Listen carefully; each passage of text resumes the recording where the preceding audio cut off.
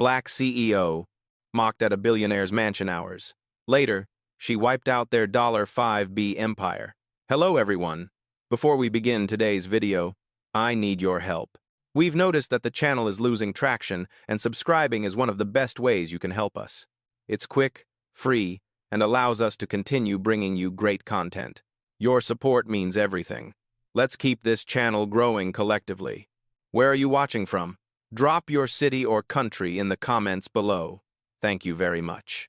Now, let's get back to the story. You need to leave. Guests like you don't belong here. The words rang out across the marble foyer of the billionaire's mansion, sharp enough to cut through crystal laughter and the soft clink of champagne glasses. Conversations froze mid-sentence. A string quartet faltered, bows dragging half a note too long. Every head turned. At the center of the room stood a black woman in a tailored ivory coat, posture calm, expression unreadable. Her heels rested on imported Italian stone that cost more than most people's annual salary. Above her, a chandelier the size of a small car poured golden light over a gathering of old money hedge fund heirs, tech moguls, private equity royalty wrapped in silk, diamonds, and inherited confidence. The man who spoke was tall, silver-haired, wearing a tuxedo that announced lineage before personality. His smile was polite, rehearsed, and cruel in the way only certainty can be. "This is a private event," he continued, voice lowered but loud enough to humiliate. "The service entrance is around the back." A ripple of laughter followed. Not loud, not bold, the safe kind. The kind that hides behind champagne flutes and plausible deniability. Phones appeared, subtle at first, then obvious. Screens lifted like quiet predators, sensing a moment worth capturing. The woman didn't raise her voice. She didn't apologize. She didn't explain. She simply looked around, not at faces, but at exits, at security positions, at the placement of cameras, at the massive portrait of the mansion's founder staring down from the far wall like a warning from the past. Her eyes moved with intention, calculation, memory. This wasn't her first room like this. The hostess, an heiress with perfect posture and a smile sharpened by generations of exclusion, stepped forward. "We're already being generous by not calling security," she said lightly. "Let's not make a scene." That did it. The temperature changed. The laughter thinned. The air tightened. Even the servers paused, trays hovering mid-air. Somewhere near the staircase, a man in a navy suit whispered, "Wait, who is she?" No one answered. The woman reached into her coat, slowly, deliberately. A few guests stiffened, unsure what they were witnessing. Her hand emerged not with an invitation, but with a phone black, unadorned, vibrating once in her palm. She glanced at the screen, then she smiled. "Before we continue, where are you watching from? Drop your city or country in the comments below. And if you believe in dignity and justice, hit like and subscribe. These stories spark change. And we're glad you're here. Now back to Avery Cole." Avery lifted the phone to her ear. "Yes," she said softly. "I've arrived." A pause. "No, don't come inside." Another pause. "I'll handle it." She ended the call and slipped the phone back into her coat. The silver-haired man scoffed. "Calling your driver?" he asked, amused. "Good choice." Avery met his eyes for the first time. Her gaze wasn't angry. It wasn't wounded. It was steady. "I'm calling time," she said. The words didn't sound threatening. They didn't need to. Something about her tone, quiet, precise, made the nearest guests step back without realizing why. The hostess laughed again, a little louder this time. "I'm sorry, but unless your name is on the guest list, this conversation is over." Avery nodded once. "You're right." She turned as if to leave. Relief swept the room too quickly, too eagerly. Smiles returned. Someone muttered, "Handled." A server exhaled. Then Avery stopped. She turned back, just enough. "You might want to enjoy the rest of the evening," she said. "It's going to be expensive." Confusion flickered across faces. The silver-haired man frowned. "What did you say?" But Avery was already walking heels, echoing once, twice toward the door she had been denied moments earlier. Security hesitated, unsure whether to intervene. No one gave the order. As the door closed behind her, conversation tried to restart. It failed. because every phone in the room buzzed at the same time. Not texts, not gossip, alerts, stock notifications, market feeds, private messages marked urgent. The hostess looked down at her screen, smile fading. "That's strange," she murmured. The silver-haired man checked his phone next.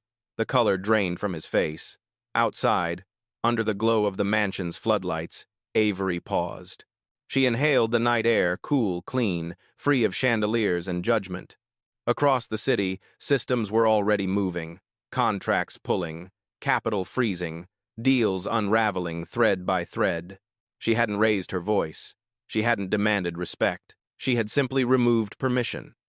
And inside the mansion, the first $1 billion was already disappearing. Inside the mansion, silence spread like a crack in glass. At first, no one spoke. They just stared at their screens, fingers hovering, scrolling back as if disbelief could reverse data. The music had stopped entirely now. The string quartet stood frozen near the balcony, bows lowered, unsure whether to pack up or pretend nothing was happening. The hostess blinked hard. That's impossible," she said, her voice too thin for the room. She refreshed her phone again. And again. Her father, founder, billionaire, owner of the name carved into the iron gates outside, was already walking. Not toward her.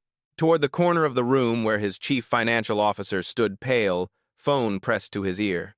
"What do you mean, paused?" The billionaire hissed, lowering his voice as if volume could contain damage. "Paused how?" The CFO swallowed. "Liquidity freeze, 3 holding banks, simultaneous, a beat." Someone pulled confidence. The word landed wrong. Confidence wasn't supposed to be pulled from them. Across the room, guests whispered. Hedge fund partners checked secondary accounts. A tech founder stared at a red arrow sliding downward, refreshing compulsively. One woman quietly set her champagne down untouched, the glass trembling against the table. The silver-haired man, the one who had smiled when Avery was escorted out, stood very still. His phone buzzed again. He read the message once, then twice. "No," he whispered. A man beside him leaned in. "What is it?" "She just exited our deal," he said, barely audible. Not delayed, exited. His throat tightened. She was the anchor. A ripple of understanding moved faster than panic. Anchor. Someone said her name out loud for the first time. "Avery. Cole?" Heads snapped toward the speaker. A younger guest, pale and sweating, nodded. "Cole Strategic Holdings. Private. Quiet. She doesn't attend events." He swallowed. "She doesn't need to." The hostess's knees nearly buckled. "That's not no. I would have known." She looked at her father. "You would have told me." Her father didn't answer. He was staring at the portrait on the wall, the founder's eyes suddenly less comforting than they'd been an hour earlier. His phone rang again. He answered this one. "Yes?" A pause. "No, that can't be right." Another pause, longer this time. His hand tightened around the phone. "How much?" The answer stripped the color from his face. Across the city, Avery Cole sat in the back of a black sedan. Posture relaxed, eyes forward. Street lights passed like quiet witnesses. Her phone rested in her hand, lighting up steadily. One message after another. Deal terminated. Capital withdrawn. Exposure confirmed. Proceeding as instructed. She closed her eyes briefly, not in relief, not in triumph, but in acknowledgement. This was never emotional. It was structural. Her assistant's voice came through the line, calm and precise. "The first tranche is complete," the market noticed. Avery nodded. "Good. Initiate Phase 2. Inside the mansion, Phase 2 arrived like a delayed echo. Phones rang aloud now. No one cared about manners anymore. A guest excused herself, heels clicking fast toward the exit. Another followed. Then another. The room was bleeding credibility. The hostess grabbed her father's arm. "Do something," she hissed. "Call her. Apologize." He looked at her then. Really looked. "We already spoke," he said quietly. "You just didn't know it." A beat. Security shifted uneasily as guests began leaving without goodbyes. A server dropped a tray. No one noticed. Outside, the mansion still glowed, lights on. Gates open, performing wealth to a world that had already moved on. Avery's phone buzzed one final time. Phase 2 complete. She opened her eyes. "Send the notice," she said softly. and somewhere behind her, an empire officially entered freefall. By morning, the mansion was quiet. Not the elegant quiet of wealth at rest, but the hollow quiet of something abandoned too quickly. Valets stood idle.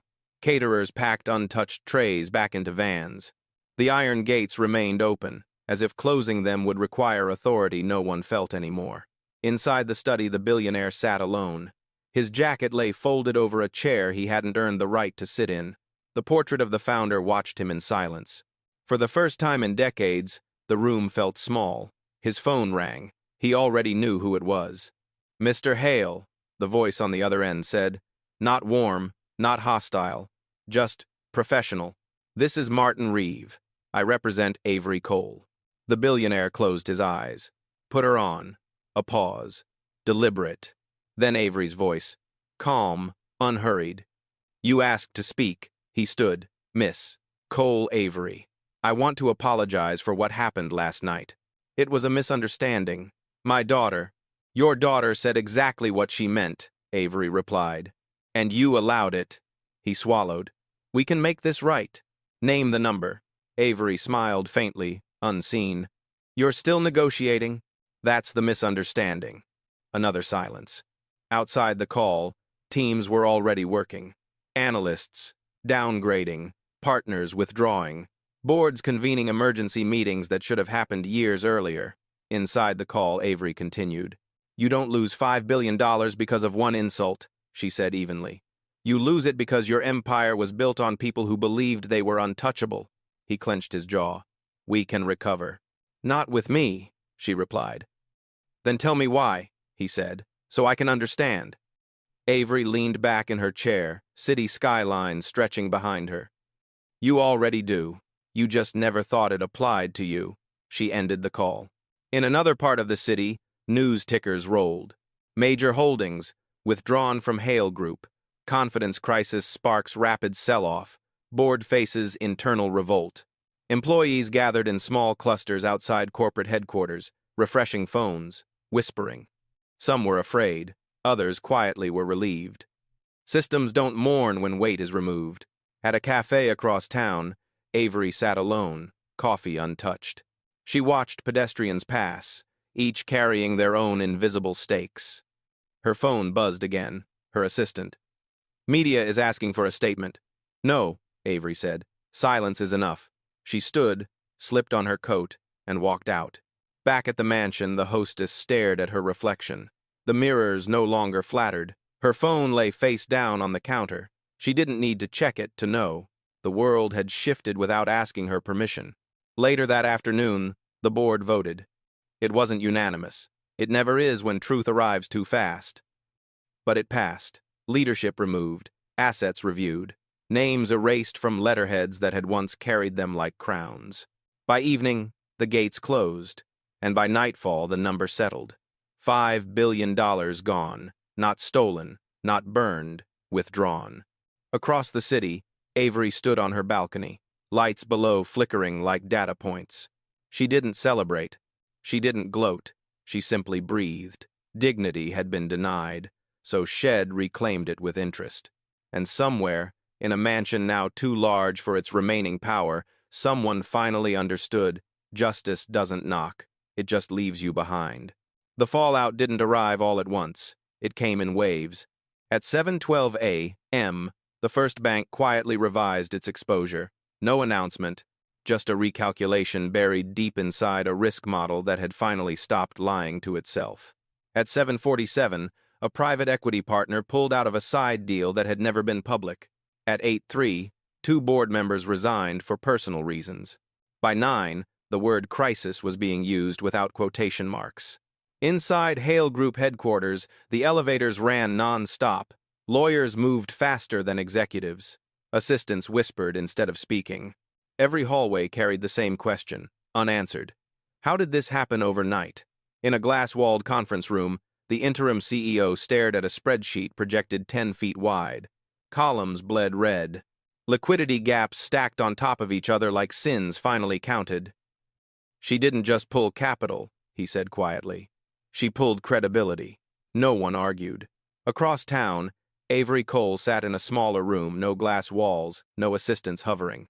Just a long table, a notebook, and 3 people she trusted enough not to impress. "The market's responding exactly as predicted," one of them said. "Your withdrawal exposed leverage they couldn't hide anymore." Avery nodded. "Good. Then the system is working." Another advisor hesitated. "There's pressure to paint you as vindictive." Avery smiled, almost amused. "That's fine. People confuse consequence with cruelty when they're used to immunity." She stood, signaling the meeting's end. "Make sure our employees are insulated. Anyone tied to this collapse didn't cause it." Her team nodded. That part had never been optional. Back at the mansion, boxes were being packed. Not in panic yet, but with the quiet efficiency of staff who knew when loyalty had become a liability. Art was wrapped. Files were removed. The hostess watched from the staircase, arms crossed, eyes hollow. Her phone buzzed. A message from a friend Shed laughed with the night before. "I'm so sorry. I didn't know. I hope you understand." She deleted it. Understanding came too late. In the city, headlines sharpened. Old money empire faces, sudden unraveling. Analysts point to single point of failure. Who is Avery Cole? They dug for her past. They always did. They found no scandals, no quotes to twist. Just a pattern companies stabilized, communities funded, names never attached to buildings she didn't build herself. By noon, the narrative shifted. This wasn't revenge. This was exposure. At 3:15 p.m., Avery received one final call from an unfamiliar number. She answered it anyway.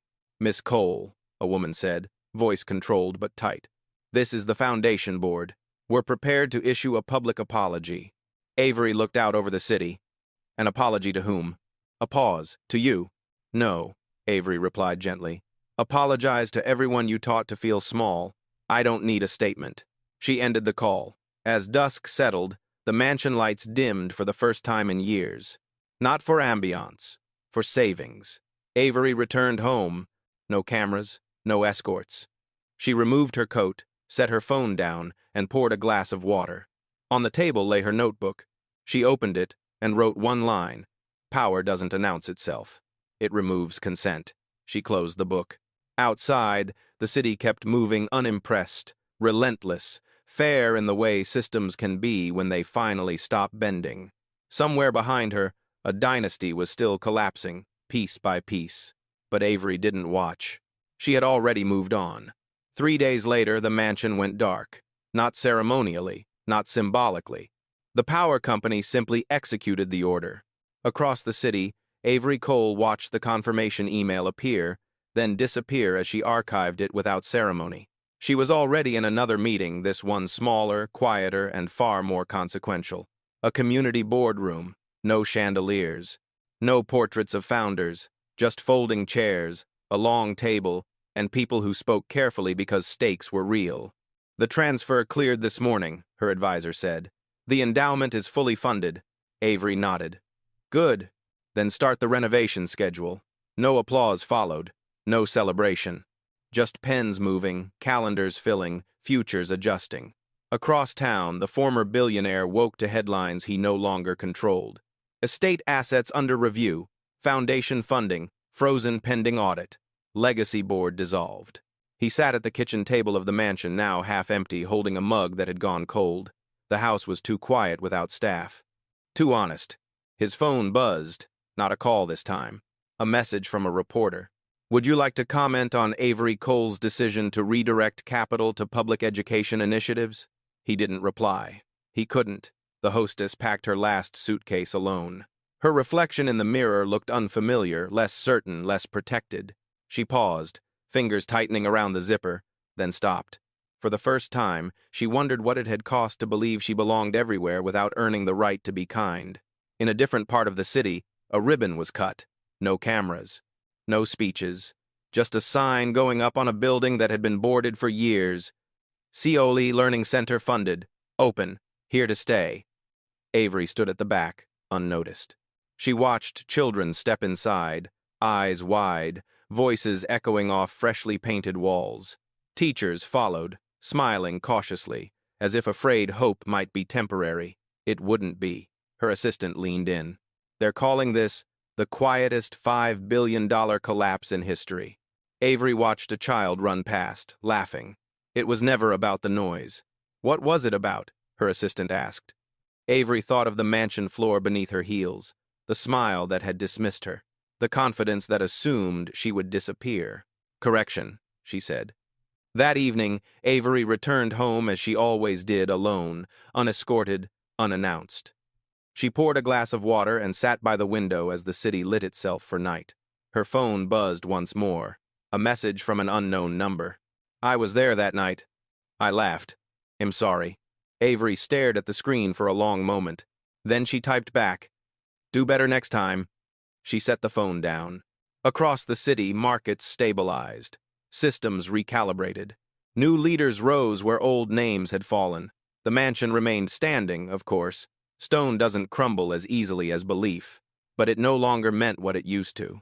And Avery Cole, never once having raised her voice, had rewritten the rules of a room she refused to beg to enter. Not with anger, not with revenge, but with the quiet authority of someone who never needed permission to begin with.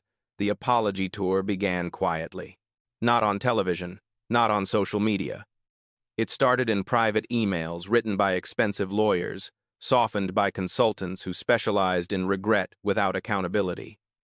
Most of them never reached Avery. She never read them. What reached her instead were reports, independent audits, school enrollment increases, job placements from the learning center, numbers that told the truth without adjectives. At Cole Strategic Holdings, the mood was steady. Not celebratory, focused. This wasn't just a withdrawal, one analyst said during a briefing. It reset expectations across 3 sectors. Avery listened without interrupting. And the ripple? She asked. Others are adjusting behavior, he replied carefully. Quietly. Boardrooms are more cautious. Avery nodded once. That was the point. Across town, the former billionaire sat in a smaller office, now temporary, borrowed, stripped of personal photographs. The walls were bare. The windows faced an alley instead of a skyline. He stared at a contract he no longer had the authority to sign. One of his advisors cleared his throat. We need to talk about restructuring. He laughed once. Short, bitter. We should have talked about character. The advisor didn't respond. In another building, the hostess attended her first interview without a surname to shield her. No assistant, no curated lighting, just a desk, and a woman across from her who didn't smile too easily. Why do you want this job? The interviewer asked. She hesitated. For a long time, she said slowly, I thought being important meant being untouchable. She swallowed. I was wrong. The interviewer studied her. Well, be in touch. Outside, she exhaled as if she'd been holding her breath for years. Back at the learning center, Avery sat in a classroom at the back, observing. A teacher explained a concept with patience. A student raised their hand, confident, curious, unafraid. Avery felt something loosen in her chest. Not pride, alignment. Her phone buzzed. A message from her assistant. International Forum wants you to speak. Topic: Power and Responsibility. Avery typed back. No stage, no keynote. Decline politely. A moment later, they're offering a significant donation to a charity of your choice. Avery paused. Then replied, Tell them to fund it directly. I don't need credit. That night, she walked alone through the city. No security detail, no recognition. Just another woman moving through streets that didn't know her net worth and didn't need to. She passed the mansion without looking up. It was dark now. For sale signs discreetly placed. History reduced to real estate. Inside her apartment, Avery poured tea and opened her notebook again. She flipped past old entries, numbers, sketches, reminders until she reached a blank page. She wrote, Respect is cheaper than arrogance. But arrogance always charges interest. She closed the notebook. Somewhere, a boardroom adjusted its tone. Somewhere else, a young woman walked into a space she had once believed was off-limits and sat down without asking. Avery Cole never called it justice. She called it balance. And balance, once restored, didn't need her to stay and watch. The invitation arrived on heavy paper, not embossed, not gilded, just thick, understated stock deliberate in its restraint. A private roundtable on capital ethics, it read. Attendance limited. Avery held it for a moment, then set it down beside her notebook. She didn't respond. 3 days later, the roundtable happened anyway. Without her. Inside a glass conference room overlooking the river, executives shifted uncomfortably in their seats. Names that once dominated headlines now avoided eye contact. The moderator cleared his throat. We're here to discuss the recent recalibration, he began, choosing the word carefully. Everyone knew what he meant. Someone finally said it out loud. Cole. The name landed like a gavel. She didn't threaten anyone, a fund manager said, voice low. She didn't posture, she just left. A pause. And everything collapsed. Across the city, Avery Cole was nowhere near a boardroom. She stood in a warehouse, with exposed beams and the smell of fresh paint. Volunteers moved tables into place. A banner was being hung crookedly. She reached up and straightened it herself. First cohort arrives tomorrow, the program director said, nervous but proud. They're excited. Avery smiled. They should be. Her phone buzzed. Another message she didn't need to read to recognize the pattern. We'd like to invite you to. She archived it. That evening, the former billionaire attended a fundraiser he hadn't been asked to host. No cameras followed him. He stood near the back, suit slightly outdated, smile cautious. A man beside him leaned in. Rough year. He nodded. Necessary one. It was the first honest thing Head said aloud in months. Across the room, a young donor laughed easily, unaware of the lineage that had once dominated this space. Power had changed hands without ceremony, and it hadn't asked permission. Later that night, Avery sat with her grandmother's old journal open on the table. The handwriting was uneven, the paper worn thin. One sentence was underlined twice. Never beg a room to see you. Build a door instead. Avery traced the words with her finger. She closed the journal and looked out at the city. Lights blinked on and off like thoughts being reconsidered. Somewhere downtown, a junior executive corrected a colleague mid-sentence. Somewhere else, a hostess in training paused before laughing at a joke that punched down. Somewhere far from mansions and marble, a student raised their hand without fear. None of them knew Avery Cole. They didn't need to. The shift didn't belong to her anymore. It belonged to the space shed left behind, rearranged, quieter, more careful. The next morning, a final report landed in her inbox. Market corrections stabilized. No further exposure detected. Long-term projections. Sustainable. Avery read it once, then closed the file. She poured coffee and sat at the table, sunlight catching the edge of her cup. The city hummed, indifferent and alive. For the first time since the mansion, there was nothing left to undo, only things to build. She picked up her notebook and turned to a fresh page. Power isn't loud, she wrote. It's consistent. She set the pen down. Outside, the world adjusted slowly, reluctantly, inevitably to a new standard it hadn't voted for but couldn't ignore. Avery Cole didn't return to the rooms that had mocked her. She made them irrelevant. And that, more than the billions withdrawn or the empires dismantled, was the lesson that stayed. The story should have ended there. Most of them do right after the collapse, when the lesson is loud and the silence feels complete. But power doesn't end when the noise stops. It changes shape. Weeks later, Avery Cole received a single envelope. No return address, no courier logo, just her name, handwritten, careful. Inside was a deed, not to the mansion, to something smaller, older, forgotten. A community theater slated for demolition. A note was clipped to the corner. I don't expect forgiveness. I expect responsibility. This is mine. It shouldn't be. Please decide its future. No signature was needed. Avery folded the paper once and set it down.